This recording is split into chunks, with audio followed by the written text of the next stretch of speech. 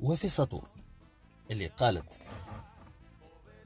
علي العريض لقى ترانط نتاع جامونت، وقالت زادة باش تتصدى الاخوان بصدور عارية.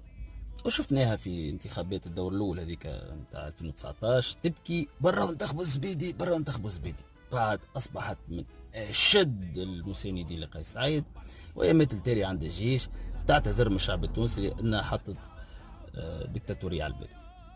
اي كانت عندها جلسه الايامات اللي فاتوا 3 ايام التالي ولا 4 ايام التالي ما حضرتش، وانباء انها قطعت للمغرب.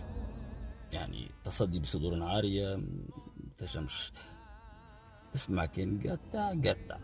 اي وزاد فما انباء انه متقلق الدكتور منذر قبراش اللي قال الرئيس نبي مرسل، وقالك تقلق وباش يرجع لفرنسا.